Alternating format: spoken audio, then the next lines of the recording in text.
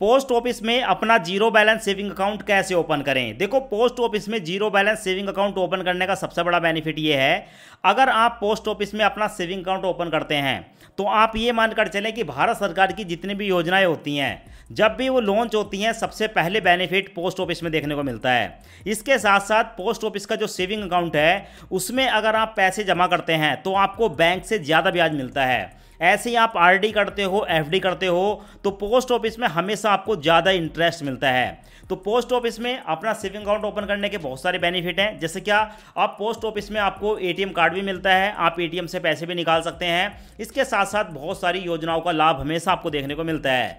तो आज की इस वीडियो में हम देखेंगे हम पोस्ट ऑफिस में अपना जीरो बैलेंस सेविंग अकाउंट कैसे ओपन कर सकते हैं अपने मोबाइल फ़ोन से घर बैठे बैठे। तो चलें कंप्लीट प्रोसेस देख लेते हैं। अब दोस्तों, इंडियन पोस्ट ऑफिस में zero balance saving account open करने के लिए सबसे पहले आपको अपने मोबाइल के अंदर अपने प्ले स्टोर को ओपन करना है।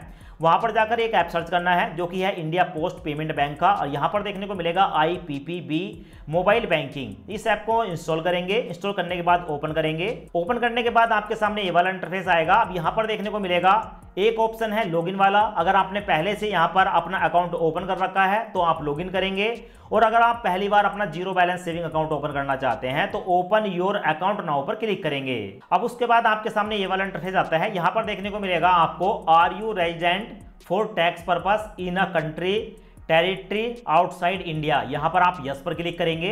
अब उसके बाद आपके सामने ये वाला इंटरफेस आएगा। यहां पर आपको अपना मोबाइल नंबर डालना है, और यहां पर देखने को मिलेगा प्रोडक्ट टाइप में यहां पर आप डिजिटल सेविंग अकाउंट को सर्च सेलेक्ट करेंगे, और सेलेक्ट करने के बाद नीचे देखने को मिलेगा पैन। यहां पर आप अपने पैन कार्ड का नंबर डालेंगे, और पैन कार्ड का नंबर डालने के बाद कंटिन्यू पर क्लिक करेंगे। अब उसके बाद आपके मोबाइल नंबर पर एक OTP आएगा, OTP यहां पर डालेंगे, और OTP डालने के बाद कंटिन्यू पर क्लिक करेंगे। अब उसके बाद आपके सामने ये वाला इंटरफेस आता है। यहां पर देखने को मिलेगा आधार नंबर।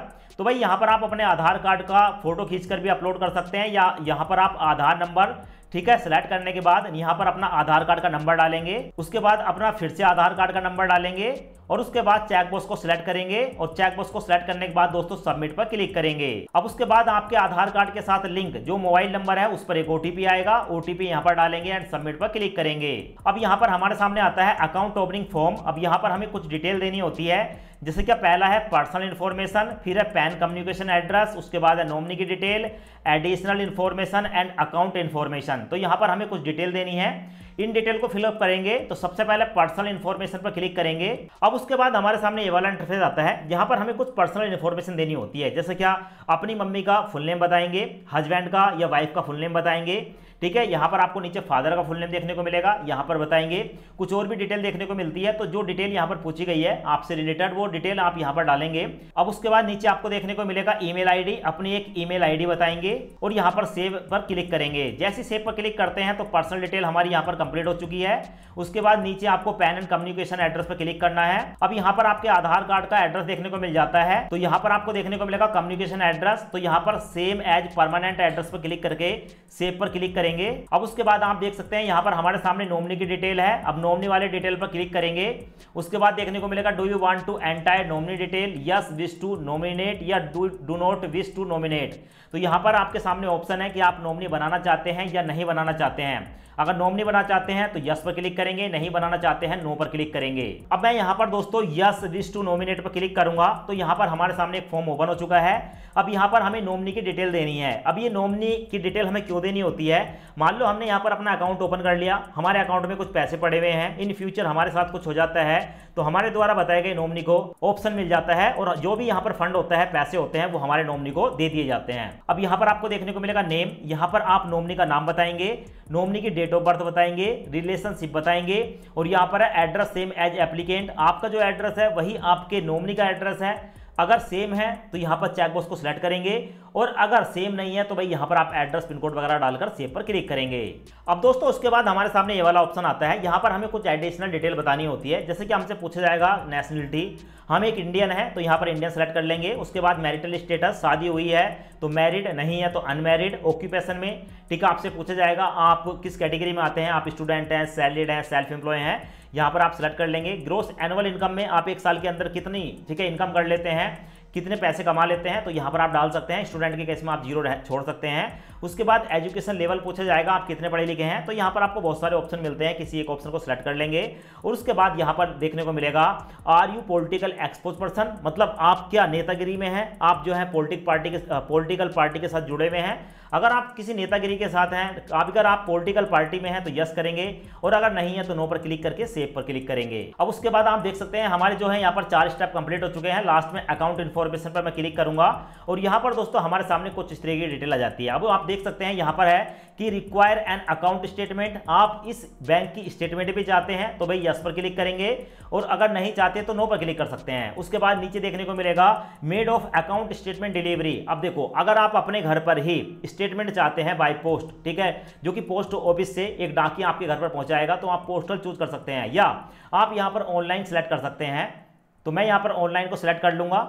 उसके बाद हमारे सामने है डीबीटी मैपिंग, रिसीव डीबीटी इन आईपीपी अकाउंट, यानी कि दोस्तों भारत सरकार की तरफ से अगर आपकी कोई पेंशन आती है या आपकी कोई सब्सिडी आती है, ठीक है, भारत सरकार से जो भी आपको सब्सिडी वगैरह कुछ मिलती है, जो कि हो सकता है आपकी किसी दूसरे अकाउंट में जाती होगी, अगर आप इस अकाउंट में चाहते हैं तो भाई आप यस पर क्लिक कर सकते हैं, आई एग्री पर क्लिक कर सकते हैं, वरना आप यहां पर नो, अगर आप नहीं चाहते इसमें तो नो पर क्लिक करके सेव पर क्लिक करेंगे। अब यहां पर आप देख सकते हैं हमने यहां पर अपनी जो इन्फॉर्मेशन है उसको कंप्लीट कर दिया और सभी जगह ग्रीन टिक लग चुके हैं।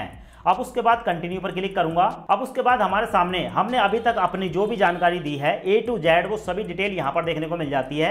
एक बार आप यहां पर चेक कर लें, कंफर्म कर लें कि आपके द्वारा बताई गई जानकारी सभी सही है। अगर आप किसी को एडिट करना चाहें तो एडिट कर सकते हैं। तो भाई मैंने जो डिटेल अभी तक दी है वो बिल्कुल सही है, इसीलिए मैंने ब्लर कर रखा है। उसके बाद यहां पर मैं कंफर्म पर क्लिक करूंगा। कंफर्म पर क्लिक करने के बाद हमारे मोबाइल नंबर पर एक ओटीपी आएगा, ओटीपी यहां पर डालकर सबमिट पर क्लिक करूंगा। उसके बाद हमारे सामने आता है सक्सेस अकाउंट क्रिएट सक्सेसफुली। हमारा जो जीरो बैलेंस सेविंग अकाउंट है वो क्रिएट हो चुका है, बन चुका है। यहां पर हमारी कस्टमर आईडी देखने को मिल जाती है और यहां पर हमारा अकाउंट नंबर देखने को मिल जाता है। अब भाई इस अकाउंट को लॉगिन करने के लिए सीधा गो टू होम पर क्लिक करूंगा।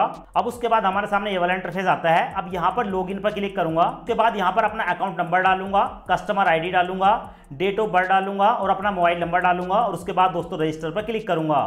अब दोस्तों उसके बाद हमारे सामने ये वाला इंटरफेस आता है। यहां पर हमें एक सिक्योरिटी पासवर्ड बनाना होता है, यानी कि एम पिन क्रिएट करना होता है। तो यहां पर आप 4 अंकों का कोई भी एक एम पिन बनाएंगे, यानी कि सिक्योरिटी पासवर्ड बनाएंगे। जैसे कि एग्जांपल के तौर पर 1 2 3 4 आप ऐसा बना सकते हैं, पर ऐसा नहीं बनाना है, आपको कुछ डिफरेंट बनाना है और उसी को फिर सेम यहां पर डालेंगे और इसको नोट करके रख लेंगे। जब भी आप यहां से कोई ट्रांजैक्शन करेंगे, ठीक है, या इस ऐप को ओपन करेंगे तो उस समय आपको इस एम पिन की जरूरत पड़ेगी और इसको किसी को बताना भी नहीं है। उसके बाद दोस्तों यहां पर सेट एम पिन पर क्लिक करेंगे। अब उसके बाद आपके सामने यहां पर ये वाला ऑप्शन आता है। कभी ऐसा होता है कि भाई आप अपना सिक्योरिटी पासवर्ड भूल गए, तो तब आपको जो है नया सिक्योरिटी पासवर्ड क्रिएट करते समय इन बातों का ध्यान देना है। जो यहां पर आप बात बताएंगे वो चीजें आपको बतानी है। जैसे कि यहां पर आपको बताना है कि what is the place of your birth, आपका जो जन्म हुआ है वो कहां पर हुआ है। यहां पर आप कोई एक ऑप्शन को सिलेक्ट कर लेंगे। उसके बाद है what is the first school that you have attend, आपका जो पहला स्कूल है वो कौन सा था, उसका नाम यहां पर डाल देंगे। What is the name of your favourite friend, आपका जो फेवरेट फ्रेंड है उसका क्या नाम है, यहां पर डालेंगे। What is the name of your favourite teacher, आपका जो फेवरेट टीचर है उसका क्या नाम है, तो आप अपने हिसाब से, ठीक है, यहां पर डाल देंगे और इनको नोट करके रख लेंगे। इन फ्यूचर आपको इसकी आवश्यकता पड़ सकती है।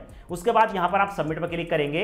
अब उसके बाद फिर से आपके मोबाइल नंबर पर एक ओटीपी आएगा, ओटीपी यहां पर डालकर सबमिट पर क्लिक करेंगे। उसके बाद आपको देखने को मिलेगा हमारा जो रजिस्ट्रेशन है वो सक्सेसफुली हो चुका है। लॉगिन पर क्लिक करेंगे और जैसे ही लॉगिन पर क्लिक करेंगे, अभी जो हमने अपना एम पिन बनाया था वो एम पिन हमें यहां पर डालना है और जैसे ही आप यहां पर अपना एम पिन डालेंगे वैसे ही दोस्तों आपका जो अकाउंट है वो आपको देखने को मिल जाएगा। तो फिलहाल आप यहां पर देख सकते हैं हमारा यहां पर अकाउंट क्रिएट हो चुका है। यहां पर हमारा नंबर देखने को मिलेगा, यहां पर हम अपनी मिनी स्टेटमेंट देख सकते हैं और यहां पर हम अपने फंड को ट्रांसफर कर सकते हैं। यानी कि दोस्तों यहां पर देखने को मिलेगा आप इस पैसे को, ठीक है, ट्रांसफर कर सकते हो किसी दूसरे जो है पोस्ट ऑफिस अकाउंट में या अदर किसी बैंक में, या बहुत सारे ऑप्शन देखने को मिलते हैं। यूपीआई सर्विस देखने को मिलती है। यूपीआई सर्विस से आप किसी को पैसा भेज सकते हो, किसी से रिक्वेस्ट ले सकते हो, ट्रांजैक्शन हिस्ट्री देख सकते हो, क्यूआर देखने को मिलेगा, आपका जो क्यूआर कोड है वो यहाँ पर देखने को मिलेगा, ठीक है। बहुत सारे ऑप्शन देखने को मिलते हैं। स्कैन करके आप किसी भी गूगल पे, फोन पे, पेटीएम पर इसकी जो है, ठीक है, ट्रांजैक्शन कर सकते हैं। यहाँ पर थोड़ा नीचे स्क्रॉल करेंगे तो आपके सामने माई सर्विस का एक ऑप्शन देखने को मिलता है। इसमें आप कोई भी बिल का भुगतान कर सकते हैं, पोस्ट ऑफिस की सर्विस देख सकते हैं, आप आपको जो है यहाँ पर रुपए डेबिट कार्ड देखने को मिल जाता है। अभी मैं आपको दिखाऊंगा, यहाँ पर आप रिचार्ज वगैरह सब कुछ कर सकते हैं, पूरी फैसिलिटी आपको मिलती है। तो भाई रुपए डेबिट कार्ड यहाँ पर हमें मिला हुआ है, इस पर मैं क्लिक करूंगा तो उसके बाद आप यहाँ पर देख सकते हैं हमें इंडिया पोस्ट ऑफिस की तरफ से यानी कि इंडियन बैंक की तरफ से ये डेबिट कार्ड मिला है, ठीक है। और हमारा सेविंग अकाउंट नंबर यहाँ पर देखने को मिलेगा, इस कार्ड के नंबर यहाँ पर देखने को मिलेंगे। व्यू कार्ड डिटेल पर क्लिक करके आप इस कार्ड की पूरी डिटेल देख सकते हैं, आपके सारी डिटेल निकल कर आ जाएगी। आप यहाँ पर इसको मैनेज कर सकते हैं। देखो ये आपका वर्चुअल डेबिट कार्ड है, ठीक है, और ये आपके गूगल पे, फोन पे, पेटीएम में किसी भी आप यूपीआई ऐप में भी इसको यूज कर सकते हैं। तो भाई इस तरीके से आप जो है अपना इंडियन पोस्ट ऑफिस में, ठीक है, अपना zero balance saving account open कर सकते हैं। तो आशा करते हैं ये वीडियो आपको पसंद आया होगा। वीडियो पसंद आया हो वीडियो को लाइक करें, चैनल को सब्सक्राइब